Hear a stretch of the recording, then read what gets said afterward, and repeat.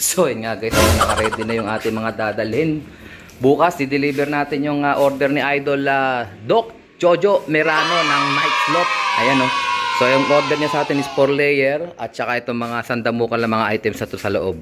Mga digestion, multivitamins, ayan, pink mineral, Tolome probiotics, tsaka ano, yung ating ano ba yun? Cod liver oil, ayan. So magbablog tayo doon kaila Idol Doc Jojo Merano, champion Philippines tsaka US, nagka-champion yung tropa natin na yun. At saka yun nga, makikidakma tayo sa kanya mga ibon doon. Kasama ko yata si brother Michael Rasquero doon bukas. God willing, magkita kami. So good luck sa atin mga tropa. Delivery tayo bukas. Let's go! Yun nga guys, nandito na tayo sa baluarte ng Night Slope. Ito yung kanilang tarpaulin, no? Ayun, no? Ayan. So ito yung mga dineliver nating cage sa... Ito, ayan, no? 4 layers yan. 1, 2, 3, 4. Ayan, ang mga ibon nila, oh. Home of the Night Slope, Golden Night Slope. Ayan, may mga breeder din dito. Ito, busy si Idol, oh. Nagma-master list na siya. Ayan, ready na yung mga breeders. Ito, may mga nakasalang dito. Ayan, oh. So, nagdagdag sila ng isa pang cage. Dito ilalagay yun. Sariwang sariwa. Ayan. Full breeding na yata sila, oh. Kinulang pa ng cage. Ay, may mga wala pang laman, oh. Ah, may mga laman na rin pala. Ayan, naka... Breeding 2026. Oh, santambak yung wingmaster nila dito. Talagang wingmaster ang gamit nila, oh. Yan din gamit natin guys. Maganda sa mga breeders natin yan. Ayan. Maganda na mga ibon dito. Consistent winner to si Idol Jojo June and Jojo Merano. Ayan. Ganda ng mga ibon dito. Mandadakma tayo rito. Dito galing yung ano natin, yung Africa Black Eagle. Imported. Signature Banlun lines. Tsaka yung mga ano niya, winning lines sa OLR. Ito white light, oh, ganda, oh.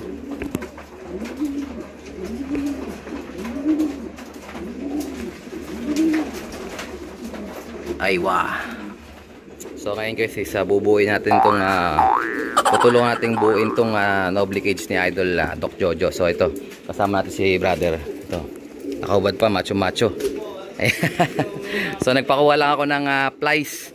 Tingnan natin, plies lang gagamitin natin pagbuo nito guys. Ang plies lang, kuha na lahat yan, kayang buuin yan. Pero medyo may trick lang dito kasi nga kailangan at least 2 tao. Medyo mabigat din ito pagpatungin mamaya pagka naibuo na natin sila. So dalawang palapag to. Mapapansin nyo, ito naman yung ating original na ano, no?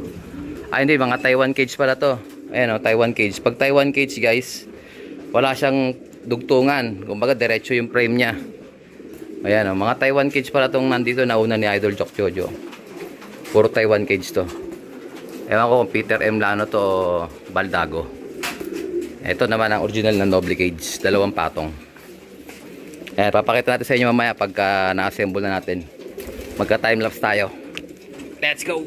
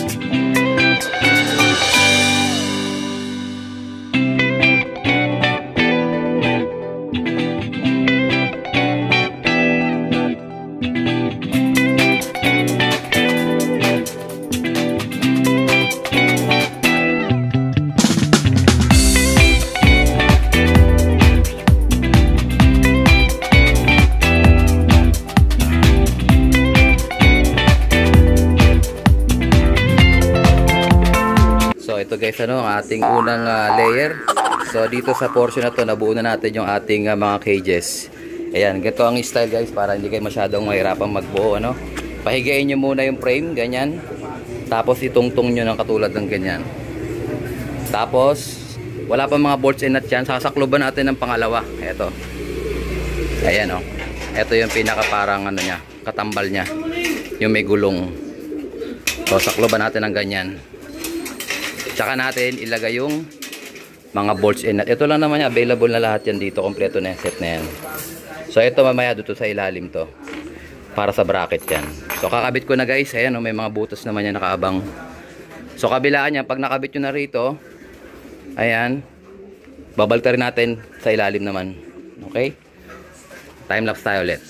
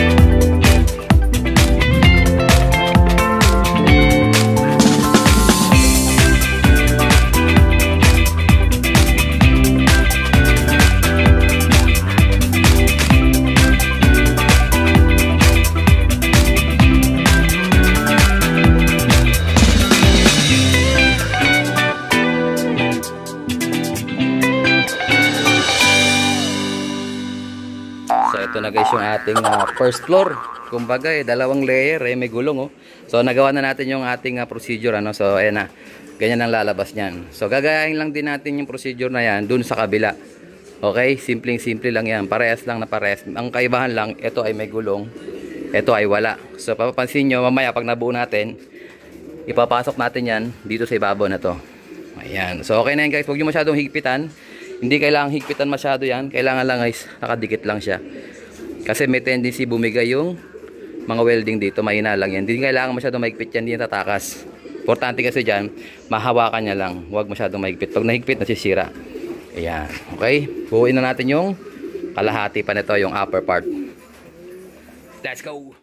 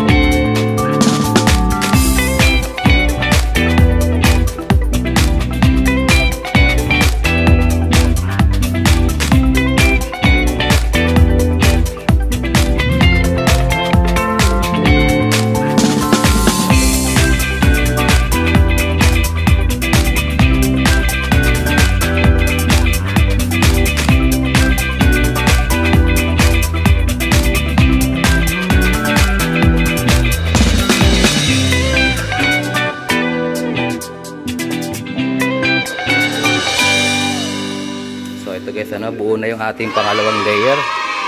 Ayan, mapapansin nyo. Ayan, sasalpak na natin yan doon. Parang voltage 5 lang yan, labanan yan. Grabe exciting to. Mga bagong cage, bagong mga breeders, bagong mga champion.